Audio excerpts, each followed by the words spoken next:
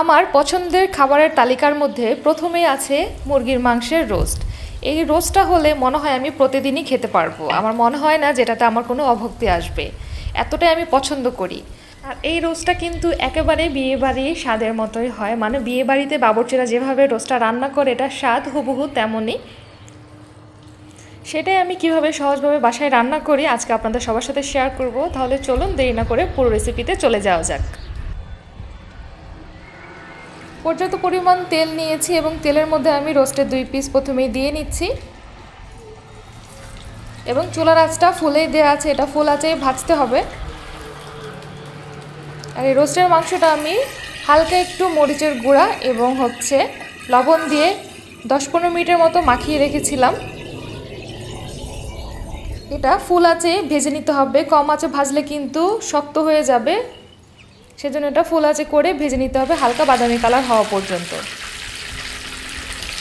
উল্টে পাল্টে করে নাড়াচাড়া দিয়ে ভাজা ভাজা করে নিয়েছি। দেখতেই পাচ্ছেন কতটা হালকা কালার করেছি, বেশি ভাজা ভাজা করি না, আমি একটু হালকা কালারই করি, একটু গোল্ডেন বা বাদামি কালার হলে এটা নামিয়ে নিতে হবে। আমি নামিয়ে নিচ্ছি এবং পরের দুইটা যেটা আছে সেটা দিচ্ছি। আজকে আমি রান্না করছি 1 কেজি পরিমাণ মুরগি, যেটার মধ্যে 4 পিস আছে। এটাকে আমি সুন্দর মতো 2 পাশ উল্টো পাল্টো করে ভেজে নিব।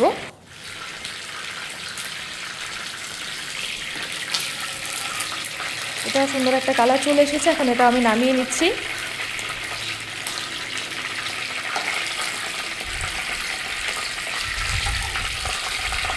এখন এই তেলের মধ্যে আমি পেঁয়াজ বেরেস্তাটা করে নিব। এখানে 1.5 কাপ পরিমাণ পেঁয়াজ আছে।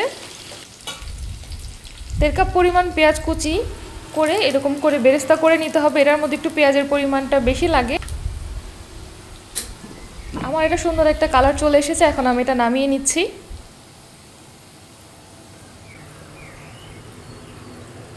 নামিয়ে এটা একপাশে সরিয়ে রাখবো, এটা পরবর্তীতে আমি ব্যবহার করব রোস্টের মধ্যে। এখন দিয়ে দিচ্ছি মেশানো মশলাটা। এটার মধ্যে টক দই আছে 1 কাপ পরিমাণ, রাঁধুনি রোস্টের মশলার প্যাকেটের অর্ধেকটা দিয়েছি, 1 টেবিল চামচ লেবুর রস দিয়ে এটা সুন্দর মতো আমি মেখে নিয়েছি বা মিশিয়ে নিয়েছি একসাথে। এটাই আমি এখন দিয়ে দিলাম এবং যে বাটিটাতে মাখি যেটার মধ্যে পানিটা ধুয়ে দিয়ে দিচ্ছি। এটাকে ভালো মতো কষিয়ে নিতে হবে।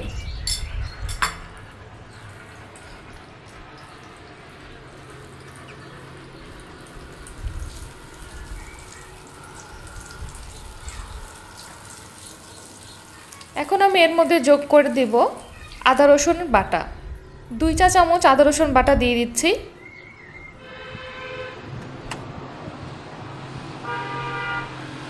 দিচ্ছি 1 চা চামচ মরিচের গুঁড়া, ঝাল বেশি খেলে আপনারা পরিমাণটা বাড়িয়ে দিতে পারেন।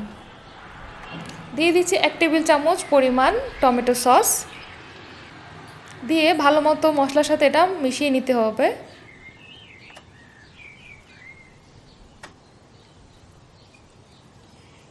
এখন দিয়ে দিব স্বাদ মতো লবণ।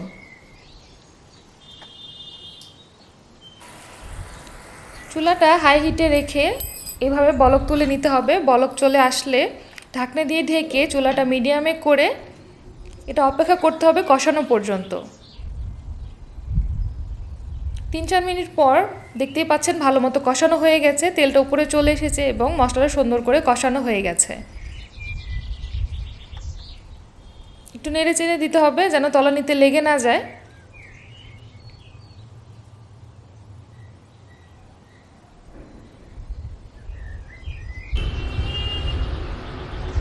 এখন আমি এর মধ্যে রোস্টের পিসগুলো দিয়ে দিব।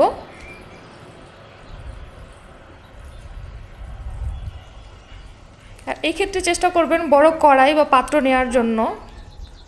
আমার আজকের পাত্রটা ছোট হয়ে যাওয়ার কারণে আমার নাড়তে খুব অসুবিধা হচ্ছিল, সে কারণে সাজেস্ট করব রোস্টের পরিমাণ কম হোক বেশি হোক, কিন্তু পাত্রটা আপনারা বড় নেওয়ার চেষ্টা করবেন।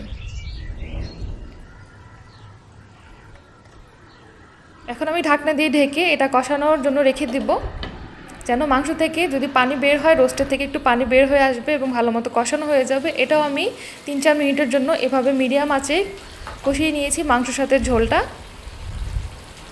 এখন আমি উল্টে পাল্টো করে উল্টিয়ে দিচ্ছি মাংসগুলো। আর একটু পরপর কিন্তু ঢাকনা তুলে তুলে নাড়তে হবে যেন তলানিতে লেগে না যায়। মশলাগুলো যদি লেগে যায় সেক্ষেত্রে কিন্তু পোড়া পোড়া একটা ফ্লেভার চলে আসবে, তখন কিন্তু এটা খেতে বা রোস্টের মতোও লাগবে না, ভালোও লাগবে না।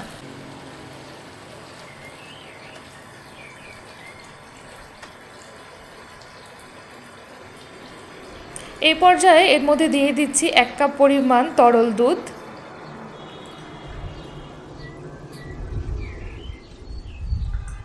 দুধ দেওয়ার পর এর মধ্যে আমি যে বেরেস্তাগুলো করে রেখেছিলাম সেই বেরেস্তাগুলো দিয়ে দিচ্ছি।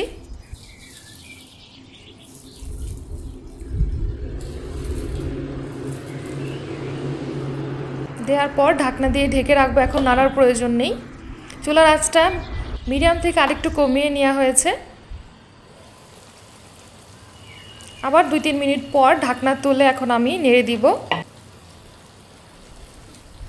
দেখতেই পাচ্ছেন কত সুন্দর একটা কালার চলে এসেছে এবং এটা কিন্তু প্রায় হয়ে এসেছে।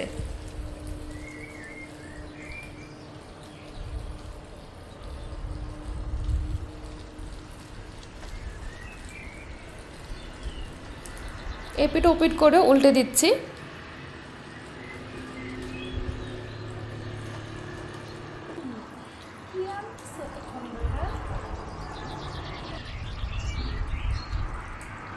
এখন এর মধ্যে আমি যোগ করব কেওড়া জল।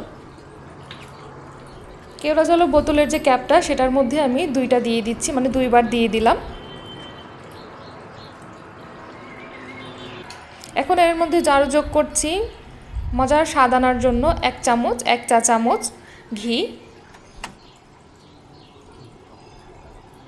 ঘিটা দেওয়ার পর এখানে 3-4টা কাঁচামরিচ দিয়ে ঢাকনা দিয়ে ঢেকে আমি 1-2 মিনিট এটা হওয়ার জন্য অপেক্ষা করব। এবং 1-2 মিনিট পর আমার রান্না কমপ্লিট। দেখতেই পাচ্ছেন মাশাআল্লাহ কত সুন্দর একটা কালার চলে এসেছে। এবং এভাবে রান্না করলে বিয়ে বাড়ির মতো রোস্ট আপনারা বাসায় তৈরি করতে পারবেন। এতক্ষণ ভিডিওটি দেখার জন্য ধন্যবাদ সবাইকে।